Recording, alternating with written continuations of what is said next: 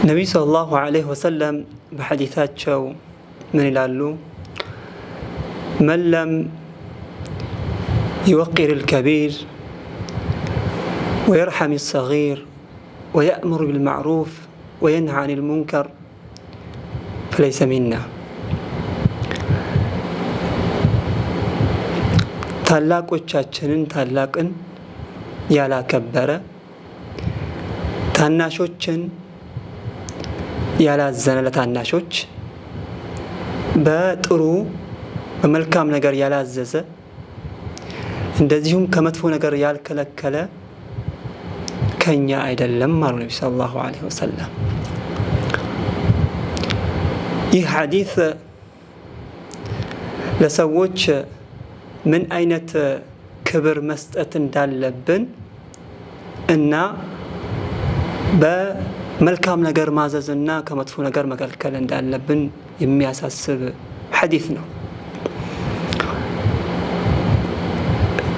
እኔ ግን የማተኩረው ሌሎችን ማክበር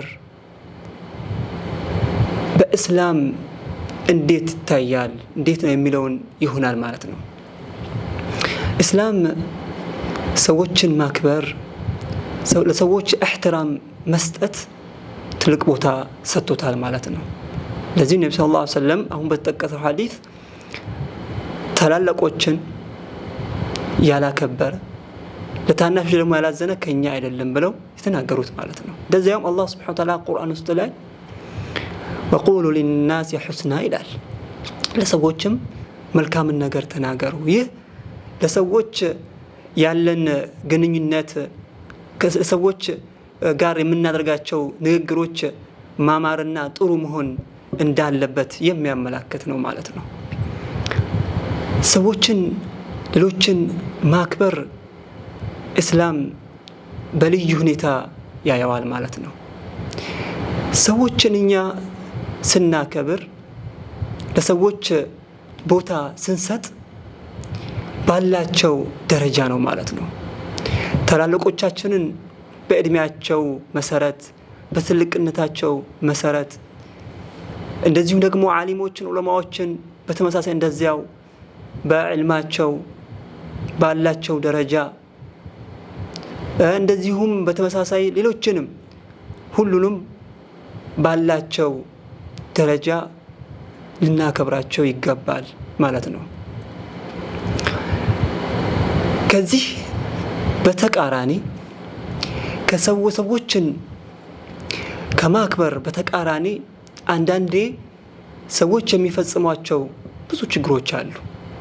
ይህም ሰዎችን መናቅ፣ ሰዎችን ማነወር፣ ሰዎችን ምንድነው አቃቃሎ ማየት ይሄ እስላም ያልፈቀደው ነው። ለዚህ ነብዩ ሰለላሁ ዐለይሂ ወሰለም በሐዲሳቸው የሙእሚኖችን ባህሪ ሲናገሩ ምን አሉ?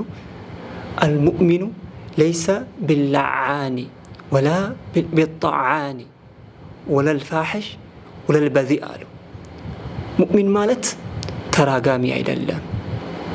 አያችሁ አይደል? በቃ የሙእሚን ባህሪ ይህ ነው። ሙእሚኖች አይራገሙ፣ እንደዚሁም ደግሞ አያነውሩም፣ ሰዎችን አያነውሩም፣ አይንቁ፣ ከምላሳቸው መጥፎ ንግግር አጸያፊ የሆነ ንግግር አይወጣም ማለት ነው።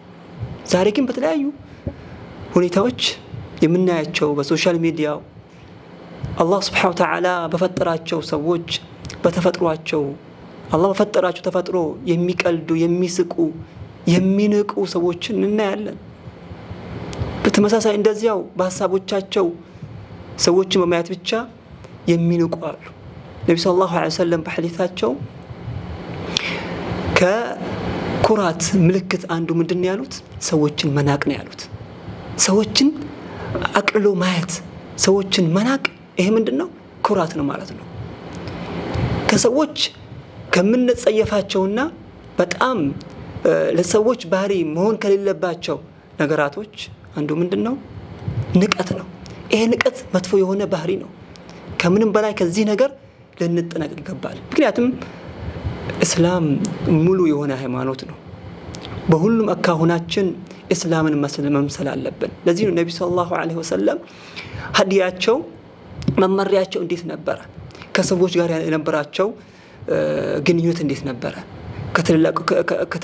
ከትላልቅ ሰዎች ጋር ሲገናኙ፣ ከትናንሾችም ጋር ከህፃናቶች ጋር ሲገናኙ እንዴት ነበረ? ትላልቆችን ያከብሩ ነበረ፣ ለህፃናቶች ያዝኑ ነበረ። ልዩ ባህሪ ነበራቸው ነብዩ ሰለላሁ ዐለይሂ ወሰለም። የኛም ሀዲያችን መከተል ያለብን ነብዩን ሰለላሁ ዐለይሂ ወሰለም ነው። ስለዚህ ከምንም በላይ ሰዎችን በማክበር ልዩ የተሰጣቸውን ቦታ በመስጠት የነብዩን ሰለላሁ ዐለይሂ ወሰለም ሀዲ መከተል ይጠበቅብናል ማለት ነው። ሰላም አለይኩም ወራህመቱላሂ ወበረካቱሁ።